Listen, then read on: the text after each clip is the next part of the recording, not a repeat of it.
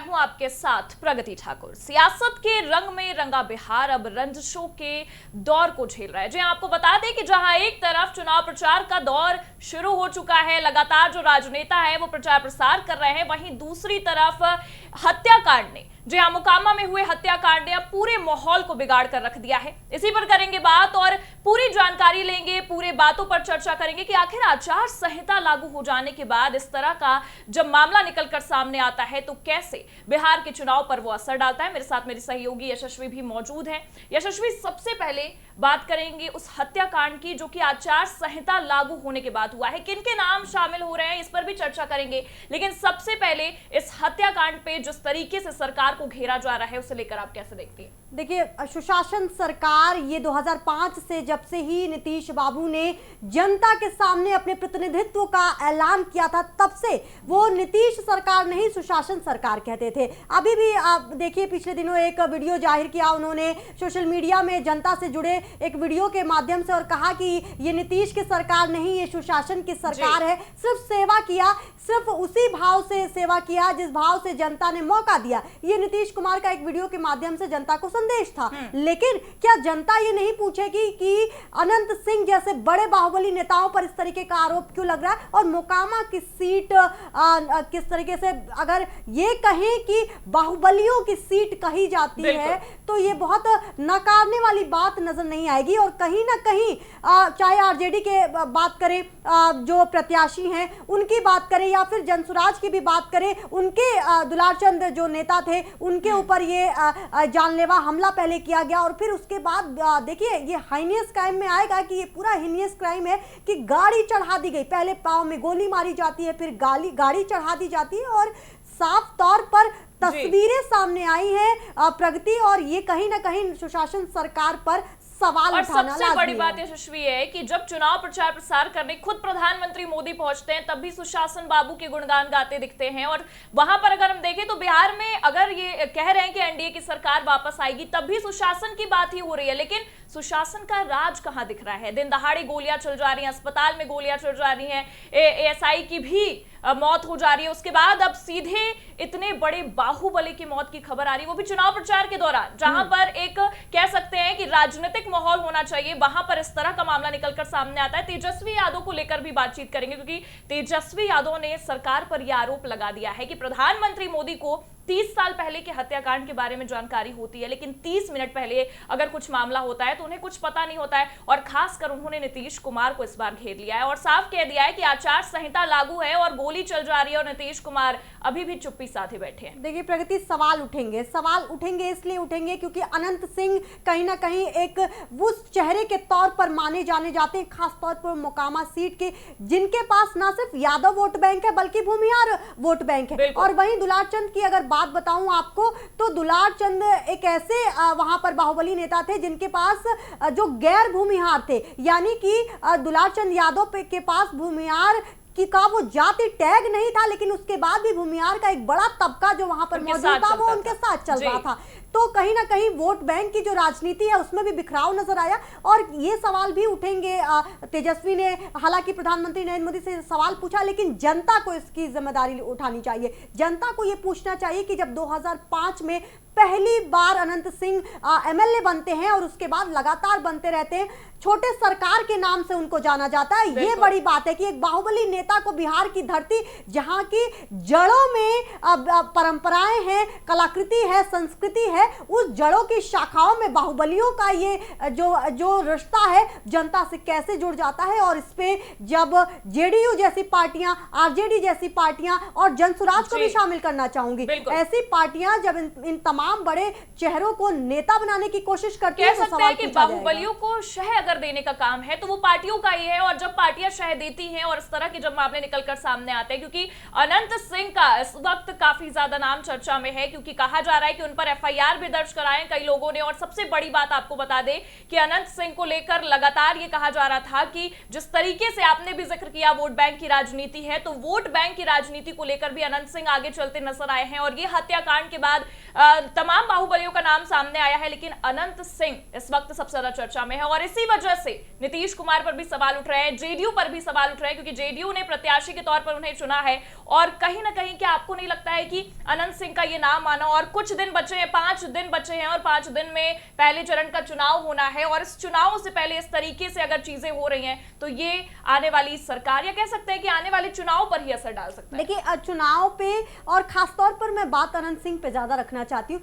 अनंत सिंह के इमेज को कैसे टर्निश किया जाएगा, ये भी सवाल उठता है। अब चलिए बात कर लेते हैं 3 चेहरे जो मुख्य इस पूरे हत्याकांड में सामने आते हैं। एक दुलार चंद यादव, जिनका मर्डर हो जाता है, दिन दहाड़े ये मर्डर किया जाता है, तस्वीरें साफ दिखाई दे रही हैं। उसके बाद सूरजभान की बात करते हैं, जिनकी पत्नी रोती नजर आ रही हैं, और लगातार वो बता दें कि तेजस्वी की पार्टी से वो रिप्रेजेंटेशन में दे रहे हैं। इसके साथ ही अनंत सिंह की अगर बात करते हैं तो कहीं ना कहीं अनंत सिंह की जो जड़ें हैं वो तेजस्वी की पार्टी से मौजूद है। उनके अगर आपको 2005 में लेके चलूं तो प्रगति, तो दिलीप जो भाई हैं अनंत सिंह के, वो नीतीश सरकार और लालू सरकार दोनों में मंत्री रह चुके हैं। और वहीं से कहीं ना कहीं अनंत सिंह को ये बढ़ावा मिला, ये शह मिला कि वो बाहुबली बने। और खास बात यह है कि इस बिहार की धरती और बिहार की जनता को और क्या देखना पड़ेगा कि एक शख्स जो मात्र 9 साल की उम्र में जेल चला जाता है, वो 2005 में आगे जाकर के विधायक बन जाता है। तो बहुत सारे सवाल हैं, और कहीं ना कहीं मुझे लगता है कि इसका खामियाजा अनंत सिंह को भुगतना होगा। और सबसे बड़ी बात यशस्वी, आपने भी 2005 का जिक्र किया, 80 और 90 के दशक से ये सारी चीजें चलते आ रही हैं और बाहुबलियों का बोला बाला है। लेकिन सवाल यहां पर यह भी उठता है कि जब भी चुनाव होते हैं, किसी भी तरह के आप चुनाव उठा लीजिए बिहार से, तब ऐसे मामले जरूर निकलकर सामने आते हैं। नीतीश कुमार खुद को सुशासन बाबू कहते हैं, उनके तमाम नेता आते हैं बिहार में जब प्रचार प्रसार करने, तो कहते हैं कि आगे भी सुशासन की सरकार रहेगी, आगे भी नीतीश कुमार की सरकार रहेगी। लेकिन जब चुनाव आता है तो ये सुशासन कहां चला जाता है? सवाल ये है, और इसका जवाब अब जनता को मांगना चाहिए सरकार से, और कह सकते हैं जो प्रत्याशी उतरे हैं उनसे भी मांगना चाहिए। जी, प्रगति ठीक कह रही हैं आप बिल्कुल। और पिछले 6 महीने का अगर आपको डेटा बताती हूँ, गोपाल खेमका का मर्डर सबने देखा, दिन दहाड़े उन्हीं के घर के सामने कुछ लोग आते हैं, गाड़ी से उतरते हैं और गोलियों से भून डालते हैं। और वो व्यापारी जो नेताओं के साथ बैठा करता था और लगातार उनका बोलबाला पटना में मौजूद थे वो, और इस तरीके से तस्वीरें सामने आती हैं। दूसरा जो केस सामने आया कि 3 अपराधी खुलेआम एक हॉस्पिटल में घुसते हैं और दिन दहाड़े गोलियां चलाते हैं एक दूसरे अपराधी पर, और उसको मौत के घाट उतार देते हैं और बाहर चले जाते हैं, और किसी की इतनी हिम्मत नहीं होती है कि कुछ पूछे, कुछ जांचे। लेकिन सवाल ये उठता है कि जब सुशासन की बात की जाती है, कब तक आप इस ट्रम्प कार्ड को अपने लिए कैश कराते रहेंगे? जनता कब तक नकारेगी कि सुशासन बाबू अब कुछ करेंगे, अब कुछ करेंगे, अब कुछ करेंगे? अब और तब की इस लड़ाई में सवाल सिर्फ इतना है कि जनता, वो जनता जो आपको रिप्रेजेंटेटिव बना रही है, वो जनता जो आपको ये अधिकार दे रही है कि आप हमारा प्रतिनिधित्व करें, वो बिहार की जनता जहां की जड़ें बहुत सारे, जिसने नालंदा यूनिवर्सिटी दिया, ये वो बिहार है जो देश का पहला यूनिवर्सिटी जिसने दिया, ये वो बिहार है जहां सबसे ज्यादा आईएएस और पीसीएस निकलते हैं, ये वो बिहार है जहां पर गरीबी जिसने देखी, और आज भी कर्ज में ये बिहार स्टेट डूबा हुआ है। तो सवाल पूछे जाएंगे कि हम, लेकिन ये जो राजनेता हैं जिस तरीके की ये चुनाव प्रचार प्रसार करते हैं, और जब इनकी जवाबदेही का समय आता है तो ये गायब हो जाते हैं। ये आते हैं, प्रचार करेंगे, और फिर उसके बाद सबसे बड़ा सवाल ये उठता है कि जब ये कहते हैं कि सुशासन का राज होगा, लेकिन जो तस्वीरें, जो हकीकत हमें बिहार से देखने को मिलती है, वो ये साफ नजर आती है कि दबंगों का राज पहले भी चलता है। 80 से 90 दशक को भी अगर हम देखें, तब भी दबंगों का राज था। और आज जो तस्वीरें बिहार से निकलकर सामने आई गुरुवार को, और उसके बाद शुक्रवार को भी उसी की चर्चा रही, और आज भी हम उसी की चर्चा कर रहे हैं, तब भी यही समझ में आ रहा है कि दबंगों का राज अभी भी बिहार में चल रहा है। और आगे भी जिस तरह की संभावनाएं दिख रही है, जिस तरीके से सुशासन की बात हो रही है, पर जमीनी हकीकत पर उसे नहीं लाया जा रहा है, यही समझ में आ रहा है कि सुशासन नहीं बल्कि दबंगों का राज चले। जी, ठीक है, बिल्कुल बिल्कुल प्रगति, आप सही कह रही हैं। और 2 चीजें भले ही एनडीए नकारती रहे, चाहे परिवारवाद की बात, लगातार ये कहा जा रहा है, अभी पिछले दिनों जिस तरीके से प्रधानमंत्री नरेंद्र मोदी ने परिवारवाद पर तेजस्वी को घेरने का काम किया, लेकिन सवाल आप पर भी उठेंगे कि आखिर आप कानून व्यवस्था कैसे रखते हैं और परिवारवाद पे आप कैसे सवाल उठा रहे हैं, जब सम्राट चौधरी जिसको आपने डिप्टी सीएम बना रखा है वो शक्नु चौधरी के बेटे हैं। तो बहुत सारे सवाल हैं, और कानून व्यवस्था पर खास तौर पर निगाहें बनाकर रखने की जरूरत है, क्योंकि दिन दहाड़े इस तरीके के मामले सामने आ रहे हैं। ये तस्वीरें अपने आप में बहुत सारी कहानी बयां कर रही है कि एक शख्स को घेर कर, ये देखिए हम एक्सक्लूसिव तस्वीरें दिखा रहे हैं कि एक शख्स को घेर के ना सिर्फ गोलियां बरसाई जाती हैं बल्कि चुनाव प्रचार के दौरान इस तरह का जब मामला निकल कर सामने आता है। और ये कहीं ना कहीं संदेश देने की कोशिश प्रगति की जाती है कि ना सिर्फ हम दिन दहाड़े हमला करेंगे बल्कि मौत के घाट भी उतारेंगे, और वो भी चुनाव के जस्ट पीछे। तो कहीं ना कहीं बाहुबलियों का जो कॉन्फिडेंस है वो किसके दम पर इतना आ रहा है, ये भी सवाल पूछना चाहिए। और सबसे बड़ी बात यह है कि जब राजनीति की आप बात करते हैं और कहा जाता है कि बहुत ही सेफ तरीके से राजनीति होगी, बहुत ही सेफ तरीके से इस बार का बिहार चुनाव कराना है। चुनाव आयोग को भी आप देख लीजिए, लगातार मुख्य चुनाव आयुक्त का दौरा रहा, उन्होंने भी अधिकारियों से बैठकर बातचीत की और कहा कि आचार संहिता लागू हो जाने के बाद नियम कायदे कानून सब पर नजर रखा जाएगा। और लेकिन जब ये तस्वीरें निकलकर बिहार से सामने आई तो ये साफ हो गया कि ये 2025 की तस्वीरें नहीं है। ये जो बीते चुनाव हुए हैं, विधानसभा के चुनाव, पंचायत के चुनाव, या हम कह सकते हैं कि लोकसभा के भी चुनाव, तब भी दबंगों का जो राज रहा वो इस वक्त 2025 के विधानसभा चुनाव में भी उठ रहा है। और सबसे बड़ी बात कि अधिकारियों पर भी सवाल उठेगा, और जो सरकार इस वक्त सुशासन की बात कर रही है, जो एनडीए इस वक्त सुशासन की बात कर रही है, उन पर भी सवाल उठेगा। लेकिन यशस्वी, मेरा सवाल ये है कि लगातार तेजस्वी यादव के बयान भी सामने आ रहे हैं। तेजस्वी यादव ये कह रहे हैं कि हम नीतीश कुमार से सवाल पूछते हैं, लेकिन क्या तेजस्वी यादव पर सवाल नहीं उठेंगे? क्या तेजस्वी यादव बाहुबलियों को देखकर प्रत्याशी के तौर पर नहीं चुनते?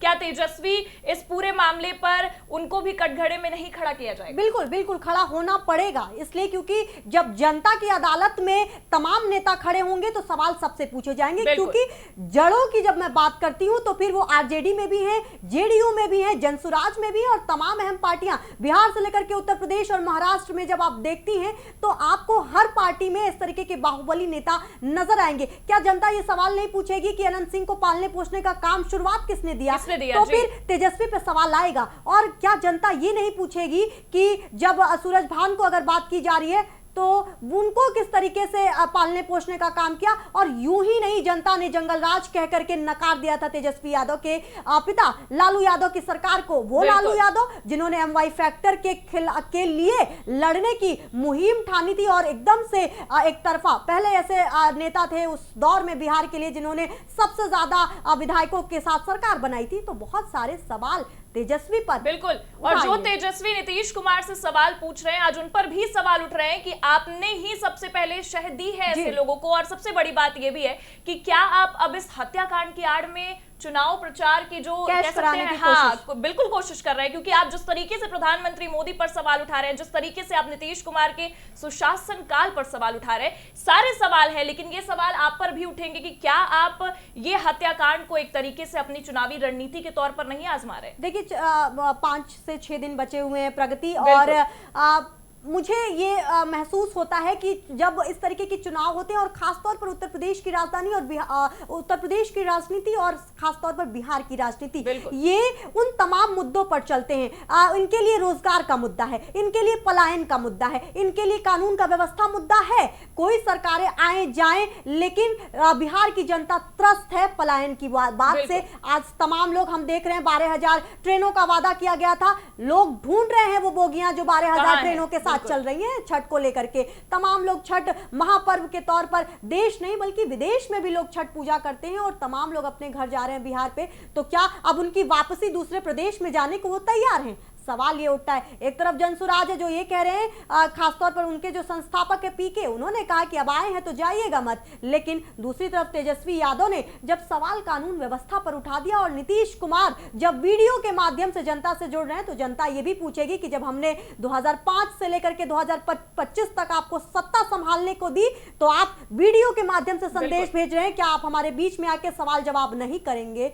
ये एक बड़ा सवाल है। और इसके साथ ही सवाल जो बहुत बड़ा है वो ये है कि किसकी सरकार में कितना बेहतर कौन परफॉर्म करने वाला है। और बाहुबलियों के लिए कोई भी पार्टी आरोप और प्रत्यारोप कर सकती है, लेकिन हर पार्टी में एक बाहुबली नेता आपको नजर आ जाएगा रिपोर्ट कार्ड में। और कहीं ना कहीं यही एक कह सकते हैं कि बिहार में शुरुआती दौर से चलते आया, 80-90 के दशक की हम बात करते हैं, उस समय भी यही था। और आज 2025 जहां विधानसभा चुनाव को लेकर अमित शाह से लेकर जेपी नड्डा, नीतीश कुमार, तमाम नेता प्रचार प्रसार कर रहे हैं, महागठबंधन के नेता प्रचार प्रसार कर रहे हैं, लेकिन जब कानून व्यवस्था की बात आती है तो आप इनकी रैलियों में देख लीजिए, आप इनके प्रचार प्रसार में देख लीजिए, जिस तरीके के ये दावे करते हैं उनमें कानून व्यवस्था की बात कहीं नहीं रहती है। कानून व्यवस्था की आप बात नहीं करते हैं, आप अपने मैनिफेस्टो में रोजगार देने की बात करते हैं, आप हर चीजों की बात करते हैं। हालांकि जमीनी हकीकत क्या है ये बिहार की जनता बखूबी जान रही है, क्योंकि इससे पहले भी चुनाव हुए हैं और जिस तरीके के वादे किए गए उसके नतीजे क्या है 2025 में सबके सामने है। लेकिन सवाल ये भी है कि कानून कौन सुधारेगा, क्योंकि कानून सुधारने वालों की बात नहीं हो रही है ना, यहाँ पर कोई भी नेता कानून सुधारने की बात नहीं कर रहा है। सबके राज में जंगल राज की स्थिति हमें देखने को मिली। सुशासन बाबू सुशासन की बात कर रहे हैं, लेकिन जो तस्वीरें तमाम दिनों से बिहार से सामने आई, आप हॉस्पिटल का हत्याकांड देख लीजिए, किस तरीके से दिन दहाड़े गोली मारी गई, किस तरीके से 2 दिन पहले एएसआई की डेथ हो गई, और ये हत्याकांड सबसे बड़ा देखा जा रहा है मोकामा में। एक बाहुबली नेता की हत्या हो जाती है तो फिर आम जनता कैसे सुरक्षित है? कौन बात करेगा? आरोप किस पे लग रहा है? अनंत सिंह पे। वो अनंत सिंह जिनके ऊपर 2015 में AK-47 रखने का आरोप लगा, 2022 में अवैध हथियार रखने का आरोप मिला और 10 सालों की सजा भी हुई थी और बेल पे है अभी। और इसके साथ ही 50 से ज्यादा मुकदमे उनके ऊपर दर्ज है, ना सिर्फ वो भी संगीन मुकदमे, ना सिर्फ रंगदारी के मुकदमे, रेप के मुकदमे, किडनैपिंग के मुकदमे और रैंसम कॉल्स के मुकदमे, तो बहुत सारे मुकदमे 50 से ज्यादा उनके ऊपर दर्ज हैं और आरोप लगना लाजमी है। और आरोप नीतीश कुमार पर भी लगना चाहिए, आरोप तेजस्वी यादव और जनसुराज के संस्थापक पीके पर भी लगना चाहिए कि आप किन लोगों को रिप्रेजेंटेशन के तौर पर जनता के बीच में उतार रहे हैं, किन लोगों को आप अपने कह सकते हैं कि पार्टी में नेता बना रहे हैं, उनको जिनसे जनता खुद भय खाती है। और आज जिस तरीके का कांड बिहार से निकलकर सामने आया, वो तस्वीरें साफ कह रही है कि बिहार की जनता अभी भी डरी और सहमी है कि कब क्या हो जाए। जिस तरीके से ये दिन दहाड़े ये हत्याकांड हुआ, ये अपने आप में इस वक्त चर्चा का विषय है, लेकिन आप देखिए कोई राजनेता इस पर मामले को सुलझाने पर बात नहीं कर रहा है, कानून व्यवस्था पर बात नहीं कर रहा है। यहाँ पर अभी भी राजनीति का खेल शुरू है। आप तेजस्वी यादव का बयान उठाकर देख लीजिए, वो नीतीश कुमार पर आरोप लगा रहे हैं। कल को नीतीश कुमार की पार्टी का कोई नेता आएगा, वो तेजस्वी यादव की सरकार पर, तेजस्वी यादव की पार्टी पर आरोप लगाएगा, लेकिन कानून व्यवस्था किस तरीके से सुधरेगी इसकी कोई बात करता नजर नहीं आता है। देखिए, आरोप और प्रत्यारोप का ये दौर है क्योंकि चुनावी मौसम बिहार में चल रहा है, लेकिन उससे पहले आपको ये भी बताते चले कि जनता को भी जिम्मेदारी लेनी होगी। वही जनता है जो अनंत सिंह जैसे बाहुबली को छोटे सरकार जैसे उपाधि दे देती है। ये वही आपको बताइए, अभी छठ गुजरा है और तस्वीरें आई अनंत सिंह की जो कपड़े देते नजर आए, चावल देते नजर आए। तो क्या जनता को तय करना होगा कि क्या जनता 2 जोड़ी कपड़ों और 4 बोरी चावलों में खुश है, या फिर जनता को अपने बच्चों की सलामती, अपने बच्चों का अच्छा भविष्य और इसके साथ ही पलायन रोकने जैसे रोजगार के मुद्दों पर बात करना है, या फिर बाहुबली नेताओं के आड़ में सिर्फ धोती और चावल लेते तस्वीरें खिंचानी है। लेकिन देखिए यशस्वी, सबसे बड़ा सवाल, क्योंकि बिहार में चुनावी बयार है और लगातार प्रचार प्रसार का दौर शुरू हो चुका है। 6 नवंबर को पहले चरण का चुनाव है, पर जिस तरीके से अब ये 30 अक्टूबर को ये हत्याकांड निकल कर सामने आया, और सबसे बड़ा सवाल अब सबके मन में यही है कि क्या ये हत्याकांड अब ये जो चुनावी बयार है इसे मोड़ सकता है? क्योंकि नीतीश कुमार जिस तरीके से अनंत सिंह को शह देते नजर आए, जिस तरीके से उन्हें एक कह सकते हैं प्रत्याशी के रूप में चुना, ये कहीं उन पर ही भारी पड़ सकता है, क्योंकि विपक्ष अब इसे राजनीति फैक्टर की तरह आजमाते हुए नजर आएगा। और सबसे बड़ी बात यह है कि इस वक्त एक दूसरे पर आरोपों का दौर भी शुरू रहेगा और ये मामला नीतीश कुमार को कहीं ना कहीं घात दे सकता है। देखिए, मोकामा एक ऐसी सीट है, देखिए पूरे बिहार में उन पूरे विधानसभा सीटों पर बयार कहां बह रही है, ये अपने आप में एक अलग विषय है, अलग सवाल है। लेकिन अगर खासतौर पर मोकामा सीट की बात करें तो एक तरफ सूरज भान है जो तेजस्वी की पार्टी से लड़ रहे हैं, एक तरफ अनंत सिंह है जिनको नीतीश कुमार ने टिकट दिया है और दूसरी तरफ पीके की पार्टी के नेता थे जिनका अब मर्डर हो चुका है। तो अब कहीं ना कहीं ये देखना होगा कि मोकामा की सीट में क्या अनंत सिंह पे आरोप लगना सूरजभान को फायदा पहुंचाएगा, क्या भूमिहार वोट जो बटा हुआ था अब तक और जो दुलारचंद यादव के साथ था, तो वो क्या पूरा वोट बैंक अब सूरजभान के खेमे में आ जाएगा, ये सवाल है। इस बात में ये भी है कि क्या जिस तरीके से कह सकते हैं कि हत्याकांड हुआ और जिस तरीके से उन्होंने प्रचार प्रसार किया, उसमें ये भी हो सकता है कि पीके को इसका फायदा मिल सके, पीके को इस फैक्टर का फायदा मिल सकता है। और जिस तरीके से उनके प्रत्याशी इस वक्त चुनाव लड़ रहे हैं, और सबसे बड़ी बात यह है कि अगर वो प्रचार प्रसार करने गए समर्थक के तौर पर और सबसे बड़ी बात की यह हत्याकांड हो जाता है, तो सवाल यह है कि क्या अनंत सिंह को इसमें घात पहुंचेगा और पीके को इसका फायदा हो सकता है मोकामा सीट से। बिल्कुल प्रगति राजनीतिक विश्लेषक ये कह रहे हैं कि कहीं ना कहीं जो आरोप लग रहे हैं उसमें सवाल ये उठ रहा है कि 2005 से एक बाहुबली जो नेता बनते हैं, एमएलए बनते हैं, रिप्रेजेंटेटिव बन जाते हैं और लगातार जीतते रहते हैं। कई बार तो प्रगति देखिए निर्दलीय जीत चुके हैं।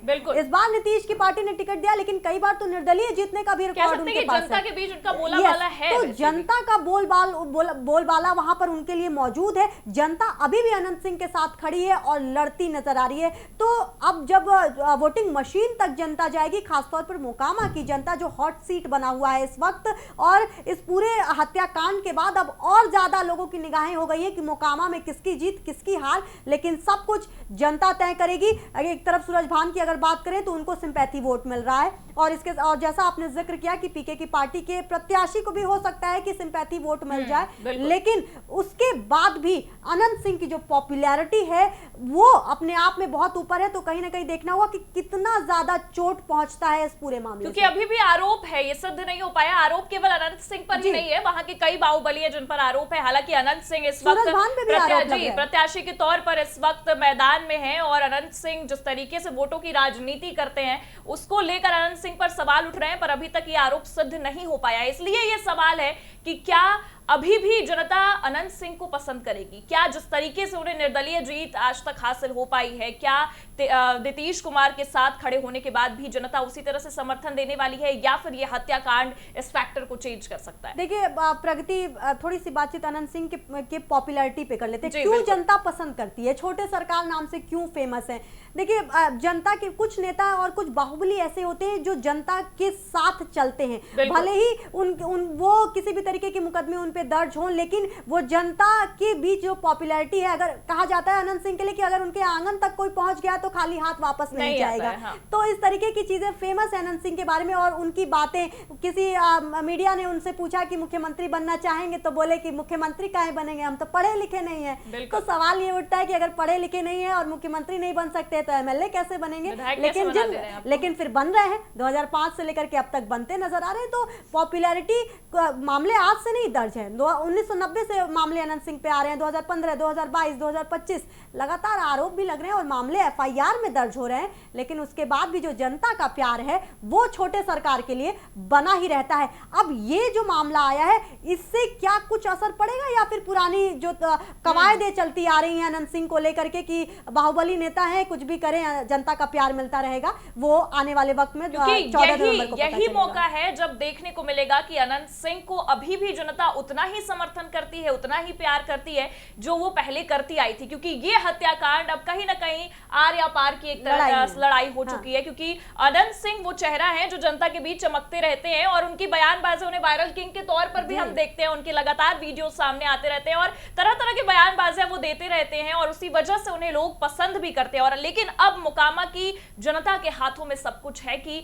यह हत्याकांड होने के बाद क्या उसी तरह से वो अनंत सिंह को प्यार करती है जो वो पहले करती आई। क्योंकि आरोप अनंत सिंह पर है और आरोप नीतीश सरकार पर भी है कि सुशासन आखिरकार कहां है। और सबसे बड़ी बात है कि जो चुनावी बयार है, जब तमाम नेता आते हैं एनडीए के, तमाम तरह की बातें करके चले जाते हैं, तमाम दावे करके चले जाते हैं, और जब ये मामला निकलकर सामने आता है तो कहीं ना कहीं जनता का माइंड भी डाइवर्ट होता है। पर अब सवाल जनता पर ही है कि जनता क्या कुछ डिसीजन लेती है। पर इससे इतर जाकर भी अब थोड़ी चर्चा कर लेते हैं, क्योंकि 6 नवंबर को ही पहले चरण का चुनाव है, तमाम तरह की तैयारियां भी शुरू हो चुकी हैं और कहीं ना कहीं बिहार में इस वक्त माहौल काफी गर्माया हुआ है, क्योंकि धीरे धीरे सर्द अब सर्द मौसम आता जा रहा है, लेकिन बिहार की गर्माहट खत्म होने का नाम नहीं ले रही है। हालांकि अगर हम देखें तो पीके जो है उन्होंने कई सारे दावे किए। अब पीके पर अगर हम बात करें तो वो लगातार बयानबाजी कर रहे हैं, पर ये मोकामा हत्याकांड के बाद क्या लगता है पीके उसी तरह से परफॉर्म करेंगे या फिर इस चीज को लेकर आगे बढ़ेंगे? देखिए प्रशांत किशोर अभी सिंपैथी, क्योंकि अभी उनका एक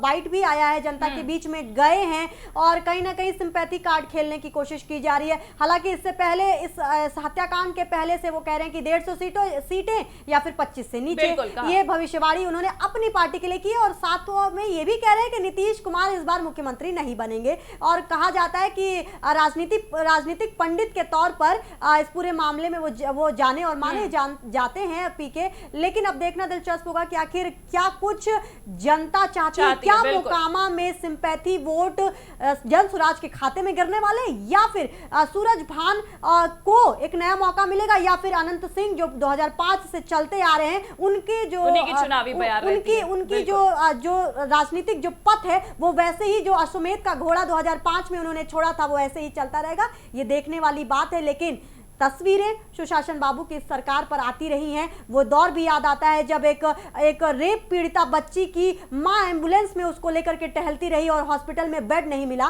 तो सवाल पूछा जाएगा, सवाल वो भी पूछा जाएगा। इसी सवाल के साथ अब बिहार में अलग ही माहौल है, क्योंकि आपको बता दें कि लगातार सुशासन बाबू पर सवाल उठ रहे हैं। प्रधानमंत्री मोदी से लेकर मुख्यमंत्री नीतीश कुमार पर सवाल उठ रहे हैं और ये हत्याकांड इस वक्त बिहार की राजनीति में सबसे ज्यादा गर्माहट लेकर आया है। और जनता पर ही अब कहीं ना कहीं भरोसा जताया जा रहा है कि जनता क्या मोड़ लेती है, जनता का माइंडसेट अब क्या होता है, यह हत्याकांड किस तरीके से जनता के माइंड को डाइवर्ट करता है। हालांकि अब देखना होगा, क्योंकि 6 नवंबर को पहले चरण का चुनाव है, 11 नवंबर को दूसरे चरण का चुनाव है। नतीजे आपके और हमारे सामने 14 नवंबर को आ जाएंगे। कौन जीतता है, कौन तख्ता पलट करता है और किसके हाथ बिहार की सत्ता लगती है, देखते रहिए आज की खबर।